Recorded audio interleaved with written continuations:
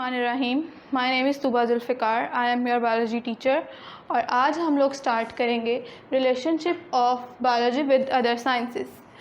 As previous lecture में आप लोगों ने देखे थे branches of biology. Branches of biology is different and relationship of biology with other sciences is different. हम देखेंगे कि बायोलॉजी जो है वो किस तरह इंटरलिंक कर रही है with other sciences. With other sciences में हम लोग सबसे पहले देखते हैं कि और साइंस की कौन सी ब्रांचेस आ सकती हैं, जैसे physics, chemistry, mathematics, geography and economics. अब हम रिलेट करेंगे बायो को विद दीज साइंसेस। सबसे पहली जो हमारी रिलेशनशिप आ जाता है वो है बायोफिज़िक्स। बायोफिज़िक्स क्या है? Study of principles of physics which are applicable on biological phenomena. कैसे हम लोग पढ़ते हैं फ़िज़िक्स के डिफरेंट प्रिंसिपल्स, जिसमें हम लोग अगर देखें लिवर को, lever means lever that is used in pulleys. अब वो फिनोमिना जो है वो बायो में किस तरह एप्लीकेबल है? जैसे जो हमारे ये लिम्ब्स हैं, इनको हम मूव करते हैं तो ये रोटेट कर रहे होते हैं, ये इस जॉइंट के साथ हमारे मूव कर रहे हैं, तो ये किस तरह वर्क कर रहे हैं? As a lever. तो हमने देखा कि फ़िज़िक्स के बहुत सारे प्रिंसिपल्स ऐसे हैं जो एप्लीकेबल हैं ऑन लिविंग बॉडीज़। तो इस तरह फ़िज़िक्स और बायो दोनों जो हैं वो इंटरलिंक कर रही हैं। Then comes biochemistry. There are thousands of chemical reactions that are taking place in human bodies. Like simplest example जो है अगर हम देखें केमिकल रिएक्शन की, तो वो है फोटोसिंथेसिस एंड रेस्पिरेशन। इसमें क्या हो रहा होता है कि हमारे पास ग्लूकोज, फोटोसिंथेसिस में ग्लूकोज मैन्युफैक्चर हो रहा होता है, यानी कि उसकी प्रोडक्शन हो रही होती है प्लांट्स में। तो ये केमिकल रिएक्शन है जो किसी लिविंग बॉडी में हो रहा है। इट मीन्स कि bio and chemistry that are interlinked. तो chemical reactions that taking place in living organisms are studied under biochemistry. इसी तरह जो respiration है, respiration is also biochemical reaction. How? Like glucose जो है उसने break down होना है into oxygen, water and energy. तो बहुत सारे ऐसे और केमिकल रिएक्शंस हैं, जैसे प्रोटीन सिंथेसाइज हो रही हैं, प्रोटीन्स अमाइनो एसिड से बन रही हैं, लिपिड्स ब्रेक डाउन हो रहे हैं। ये सब हमने पीछे पढ़ा मैक्रो मॉलिक्यूल्स हैं, लाइक केमिस्ट्री में आ रहे हैं। तो हम लोग इसको पढ़ेंगे, इसको किस ब्रांच में स्टडी करेंगे, किस डिसिप्लिन में स्टडी करेंगे? बायोकेमिस्ट्री में। अब हम लोग देखते हैं कि मैथमेटिक्स को हम लोग किस तरह यूज़ कर सकते हैं बायोलॉजी में। मैथमेटिकल टेक्निक्स एंड टूल्स होते हैं डिफरेंट, जिनको हम लोग हमने डाटा कलेक्ट कर, हमने लेट सपोज कोई ऑब्जर्वेशन की है। अब उस ऑब्जर्वेशन को हम लोगों ने रिसर्च वर्क में या अपने किसी रिसर्च प्रोजेक्ट में यूज़ करना है, तो इतना सारा डाटा कलेक्ट करके और उसको हम लोग कंपाइल करना मुश्किल हो जाता है। तो उसके लिए हम लोग क्या करते हैं? उसके लिए हम टेक्निक्स और टूल्स यूज़ करते हैं, मैथमेटिकल टूल्स और टेक्निक्स, जिनको हम लोग अपने डाटा को मैनिपुलेट करने में, उसको कंपाइल करने में, ताकि वो फर्दर स्टडी के लिए ईजी हो जाए। Then comes biogeography. जियोग्राफी की जो स्टडी है वो बेसिकली हम लोग जियोग्राफिकल रीजन्स देखते हैं, डिस्ट्रीब्यूशन। इसमें हम देखेंगे कि जो डिफरेंट स्पीशीज़ हैं, एनिमल्स हैं, प्लांट्स हैं और माइक्रोब्स हैं, सब लिविंग ऑर्गेनिजम्स, वो ऑल ओवर द वर्ल्ड किस तरह डिस्ट्रीब्यूट हुए हैं। जैसे हम लोगों को आप लोगों ने नेशनल ज्योग्राफिक चैनल देखा होगा, तो उस पर वो लोग दिखाते हैं कि ये वाले एरिया में ये जो पोलर बियर्स हैं, ये इस रीजन में जो हैं वो ज़्यादा इनकी अबंडेंस है, वो ज़्यादा होंगे इस एरिया में। कैसे पता चलता है? वो उनको they study this with bio and geography. उन दोनों को वो जियोग्राफिकल रीजन को स्टडी करते हैं और उसके बाद हम देखते हैं कि इस एरिया में वो स्पीशीज़ कितनी पाई जाती है। फिर हमारे पास आ जाता है बायो इकोनॉमिक्स। बायो इकोनॉमिक्स में हम किसी भी ऑर्गेनिज्म को इकोनॉमिकल पॉइंट ऑफ व्यू से देखते हैं। मींस कि हम लोगों के पास एक साल में वीट की प्रोडक्शन हुई है, गंदम की पैदावार हुई है, तो हम ये देखें कि उस साल में लोग जो हैं, खुदा ना खास्ता ऐसा कोई हादसा हो जाता है कि डेथ रेट इंक्रीज़ हो जाता है। गंदम की प्रोडक्शन ज़्यादा है लेकिन डेथ रेट भी ज़्यादा हो गया है, तो उसकी वजह से क्या होगा कि हमें लॉस हो रहा है, यानी कि वो यूज़ ही नहीं हो रही वीट। तो हम लोग इकोनॉमी पॉइंट ऑफ व्यू से देखेंगे कि वो जो हमारे पास प्रोडक्शन हुई है वीट की, वो हमारे लिए प्रॉफिट में गई है या लॉस में गई है, तो वो उसको हम पढ़ेंगे बायो इकोनॉमिक्स में। Then comes careers. अब हम लोगों ने साइंस सब्जेक्ट्स पढ़ लिए, एफएससी कर ली, इसके बाद हम लोगों ने करियर्स चूज़ करने हैं।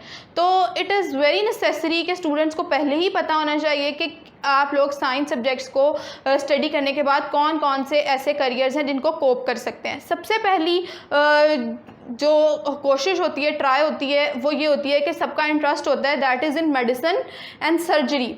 बेसिकली मेडिसिन एंड सर्जरी क्या है कि मेडिसिन एंड सर्जरी जिसको हम लोग आम ज़बान में हम लोग या साइंटिफिक लैंग्वेज में MBBS कहते हैं, उसमें हम लोग मेडिसिन और सर्जरी को किस तरह वो स्टडी वो देख रहे होते हैं। उसमें क्या इस डिग्री में हम लोगों को पढ़ाया जाता है medicinal use against different disease, और सर्जरी में हम कोई भी ह्यूमन ऑर्गन जो प्रॉपरली वर्क नहीं कर रहा उसको रिमूव भी कर सकते हैं और रिप्लेस भी कर सकते हैं।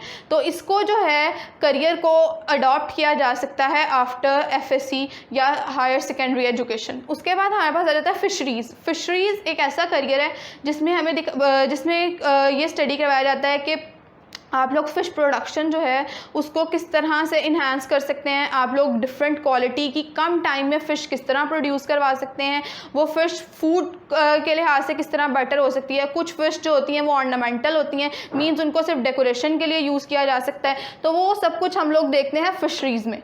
फिर है हमारे पास नेक्स्ट करियर एग्रीकल्चर एक बहुत कॉमन करियर जो है वो है, क्योंकि जो पाकिस्तान है उसमें मोस्टली लोगों का जो पेशा है, जो प्रोफेशन है वो एग्रीकल्चर है, ठीक है, फार्मिंग करते हैं लोग। तो उसमें लोगों को टेक्निक सिखाई जाती हैं, मतलब जो एग्रीकल्चरिस्ट होगा उसको ये बताया जाएगा कि हम लोग क्रॉप्स और एनिमल्स को अपने फूड सोर्स के लिए किस तरह बेटरमेंट कर सकते हैं, उसमें किस तरह उसके अंदर हम लोग चेंजेस ला सकते हैं, ऐसी फूड कैसे प्रिपेयर कर सकते हैं जो कम टाइम में मिले और उसकी यील्ड यानी कि उसकी पैदावार भी अच्छी हो। तो ये सब कुछ हम किस में देख रहे होते हैं, एग्रीकल्चर में। देन कम्स एनिमल हस्बेंड्री, इसमें हम लोग ब्रीडिंग करवाते हैं, यानी कि हम लोगों को एक ऐसी काऊ चाहिए, मतलब ऐसा करियर है जिसमें स्टडी करवाया जाता है या जिसमें वो एडवांसमेंट करवाई जाती है कि हम लोग डिफरेंट कह लें कि नस्ल के जानवर लेते हैं, उनकी ब्रीडिंग करवाते हैं और देखते हैं कि हमारे पास ऐसा ऑर्गेनिज्म आए जिसके अंदर हमारी पसंद की क्वालिटीज़ या ट्रेट्स कह लें कि वो मौजूद हों।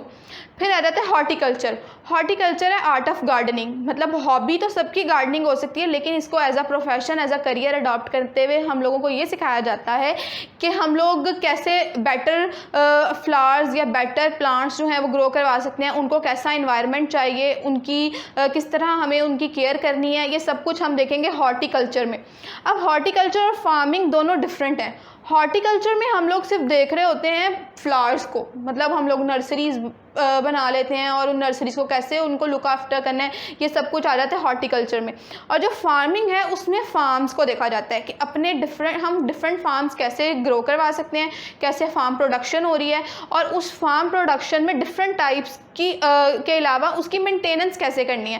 लेट्स सपोज कि आपने एक फार्म ग्रो कर लिया है, एक किसान है उसको ये पता है कि फार्म यानी कि एक खेत है उसको इस तरह उगाना है, लेकिन उसको तरीके नहीं पता कि कौन सा पेस्टिसाइड कब यूज़ करना है, कौन सी खाद किस सीज़न में यूज़ करनी है, कौन सा किस सीज़न में फ्रूट जो है वो ग्रो करेगा अच्छा, किसकी यील्ड अच्छी आएगी। तो ये मेंटेनेंस जो है ये सब कुछ एज अ करियर जो है पढ़ाया जाता है। फिर आ जाता है फॉरेस्ट्री। अब फॉरेस्ट्री में हम लोगों के पास अल्लाह ताला का एहसान है कि नेचुरल फॉरेस्ट बहुत ज़्यादा मौजूद हैं, लेकिन अगर किसी कंट्री में इन केस नेचुरल फॉरेस्ट नहीं होते या फिर वहाँ पे फॉरेस्ट की बहुत ज़्यादा कटिंग हो रही है, तो उसको रोकने के लिए या आप लोगों ने आर्टिफिशियल फॉरेस्ट ग्रो करवाने हैं, उसके लिए हम लोग जो है ये वाला करियर अडॉप्ट करते हैं, forestry. Then comes biotechnology is the most latest field in biology. इसमें हम लोगों को क्या सिखाया जाता है, production of useful products from microorganism for the welfare of mankind, यानी कि हम लोग डिफरेंट माइक्रो ऑर्गेनिजम्स को यूज़ करते हुए ऐसी प्रोडक्ट्स प्रोड्यूस करवा सकते हैं जो हमारे लिए बेनिफिशियल हैं। जैसे बैक्टीरिया है, वैसे अगर देखा जाए तो बैक्टीरिया हार्मफुल है, लेकिन उस बैक्टीरिया को हम लोग बेनिफिशियल पर्पज़ के लिए भी यूज़ कर सकते हैं।